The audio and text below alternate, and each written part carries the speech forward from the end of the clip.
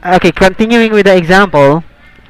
Um, Currently, we are on the conversion of a derived quantity, particularly the quantity speed. Okay, so what I have presented to you on the previous video is the conversion of a basic quantity length, and I have mentioned there that the conversion is direct conversion and is relatively easy as compared to converting derived quantity. So in this video, you will be presented the example for conversion of derived quantities. So we start off with the quantity speed. Okay, so we know that speed is defined as the length covered by an object divided by the time it takes to cover that length. So it is expressed into the quantity is expressed in dimensions of length over time. Okay, so the technique for converting speed, for example, in our given 60 miles per hour, so we want the conversion to go from miles per hour into meter per second. So in my solution, in the solution that you see here on the screen, is that I employed a five-step solution, converting first the portion of the numerator for miles, since we know that the given 60 miles per hour is actually 60 miles divided by 1 hour. So the idea of converting a derived quantity, especially if that quantity is expressed in a fraction, the units is expressed in fraction form, what the technique is to convert the units for the numerator and then converting also the units for the denominator. Okay, so the multiplication goes continuously. You need not to separate the conversion of the conversion factors. You can have actually a single line for the multiplication and a single continuing with both the conversion for the length and the conversion for time. So just like what you see here on the board. Okay, so let's start with 60 miles per hour. So 60 miles per hour, what our target unit is to convert miles to meters. So in the solution, I have employed the conversion from miles to feet, and then feet to inches, then inches to meters. Okay, so the conversion factors goes like for every 5,280 feet, you have 1 mile. For every 12 inches, you have 1 foot. And for every 39.37 inches, you have 1 meter. Okay, so of course, just like what I have presented to you in the first video, the idea is to cancel the given unit, and you should be left with the target unit. In if the given unit is in the numerator, the target unit should also end up with the in the numerator. If one of the units in the derived quantity is in the denominator, such as the hour should be cancelled and should be left with the target unit such as the second, also in the same location as the denominator. So numerator to numerator, denominator to denominator. Okay, so converting miles, then converting hours. Just like I have mentioned, you need not to separate the conversion between the distance and the time. You could actually attach the conversion of time in your conversion of the length, so that you could have a single line for the computation. Okay, so I have presented to you the conversion for the miles. Next is the conversion for the hours. Now, of course, the conversion from hours to seconds is for every 60 minutes you have 1 hour. For every 1 hour you have 60 minutes, and for every 1 minute you have 60 seconds. Therefore, in the corresponding solution, we have the following multiplication. You have 60 times 5,280 times 12 times 1, then times 1 times 1, all over. You have 1 times 1 times 1 times 39.37, then times 60, then times 60. Yeah, you get the product of the numerator, you get the product of the denominator, you divide the two, and you should end up with this value. I expect that you will be verifying this in your scientific calculators also. Okay, so um, the technique presented here is actually a conversion of distinct separate values given in your numerator and your denominator. But of course, you can actually employ a direct conversion between miles per hour to meter per second. So remember our answer. Our answer is 26.8224. If we're going to do that, converting directly from miles to hours to meter per second, let's have this as a single step solution. Okay, so converting miles per hour to meter per second directly. So you should end up with the same answer as before, 26.8224 meter per second. But of course, the idea here is that we cannot the conversion factor between miles per hour and meter per second is not an easily memorized value. Now it's one of the many conversion factors in the in the combination of the units in speed that is practically impractically we cannot actually memorize in terms of practicality. Okay, so going back, so that means the technique for conversion for such givens wherein the quantity is actually a derived quantity is to a more preferable solution is that you employ a conversion of the individual units instead of a direct conversion. So just like this, I have presented to you in this example, converting miles to meters, converting hours to seconds. Instead of using a conversion factor directly from miles per hour to meter per second. Okay, so let's have another example. But this time the quantity is the quantity area. Okay, so let's have this as, for example, 120. Let's have this as square kilometer. We want to convert the square kilometer to say square foot. Okay, so converting square kilometer to square foot. Perhaps we could employ a conversion between kilometers to meters, meters to centimeters, centimeters to foot, centimeters to inches, then inches to foot. So we could employ actually a 5-step solution for this one. Okay, so converting a quantity area, take note the difference between converting length with converting the quantities in area. The complication is, or the main difference between converting simple lengths or simple distances as compared to areas or volume is the presence, of course, of the square. Of course, since area is a product of two dimensions, two lengths, for example, length and width, or this means that you will be having the conversion as squared values. Now, of course, this is the set of the table for the set of conversion between the common units used in area. So obviously, it would be impractical just the same to memorize the values presented in the table.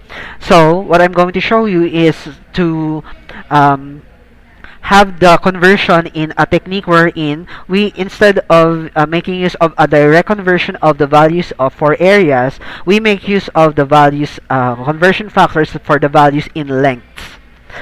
Now, since the complication comes from the squared values, what we need to employ is to have the conversion in lengths, then square all the values since we need to achieve a cancellation of units in squared form.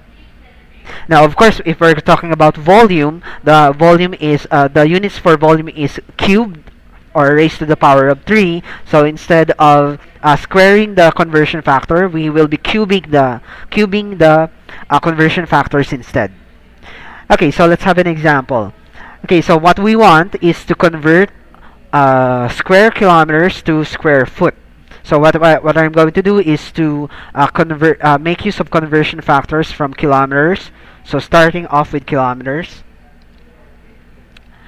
and I want kilometers to be expressed in meters. Next is to convert meters to centimeters. Next is to convert centimeters to inches. Okay, next is to convert inches to the number of foot. Okay, so what we see here is actually a 4 step solution. So instead of 5, let me revise this as 4 steps as a 4 step solution. Okay, so here now we are left with the conversion factor between kilometers to feet, wherein we have employed the conversion factors between lengths. Now, in order to cancel the square kilometer unit, what we need to do is that for every conversion factor, such as between kilometers to meters, what we're going to do is we need to square all the quantities here. So we need to square 1000, we need to square 1, we need to square the unit meters, we also need to square the unit kilometers. So that when we have the square of the unit kilometer, we can actually cancel that out, and so on for the succession of the conversion factors. So you need to square 100, square the unit centimeters, square the unit meters, square this value, um, and take note when you do the conversion factor again. We take note which among the given units in the expression that are of greater measure as compared to the others. So for example, between meters and kilometers, of course meters is the smaller measure as compared to kilometers. Between centimeters and meters, centimeters is the lesser measure as compared to meters.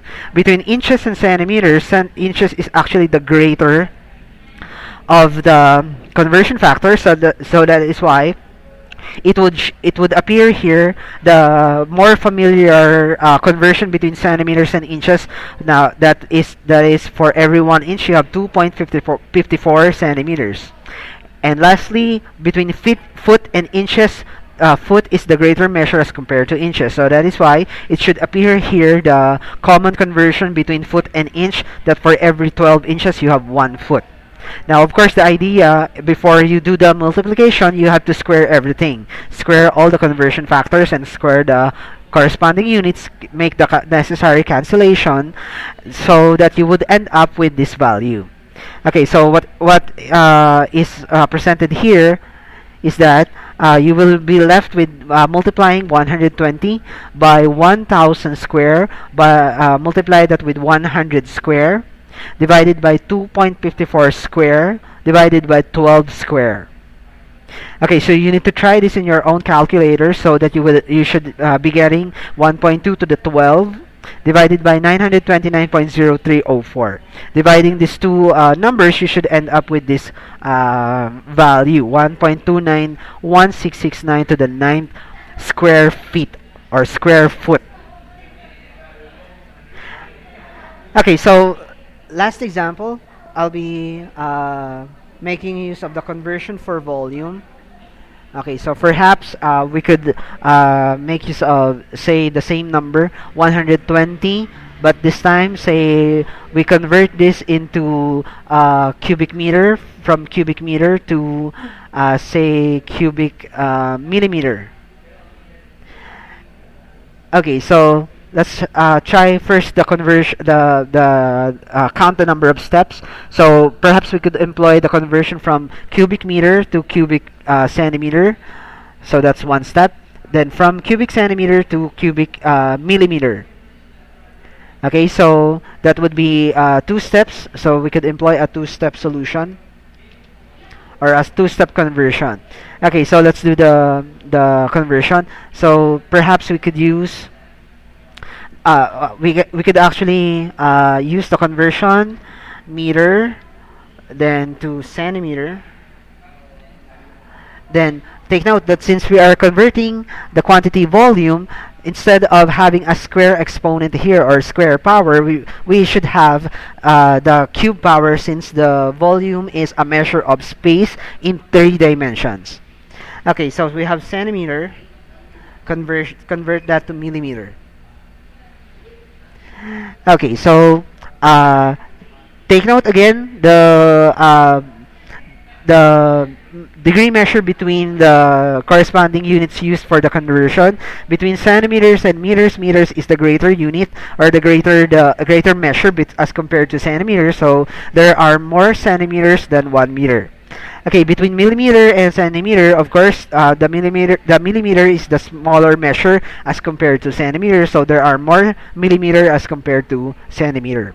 Okay, so in our solution, you should end up with the following. You should have 120 multiplied by 100 cube multiplied by 10 cube divided by 1. So that is equal to 1.2 to the 11th power cubic millimeter. Okay, so perhaps a last problem. Perhaps we want to convert a given volume instead of a unit in terms of cube. Perhaps we want, or you probably encounter the conversion, for example, from cubic meter to, for example, liters. And a liter is actually another common unit that we usually encounter in everyday in our everyday usage of quantities. So it is worth noting as an example the conversion of, say, cubic meters to liters. By the way, cubic meters, this is actually a unit we usually encounter when we look at our water bill. So if you're going to try to look at your water bill, you're actually the unit of consumption is actually expressed in the number of pesos per cubic meter consumption of water. Now, liters, on the other hand, this is a common unit that we usually encounter in bottled drinks, such as bottled soda, Coca-Cola, for example. So, liter, 1.5 liters, 1 liter, 500 milliliters. Now, so these are common units used in bottled beverages. Okay, so let's try to convert cubic meters. Perhaps you could have a direct conversion between cubic meters and the liter.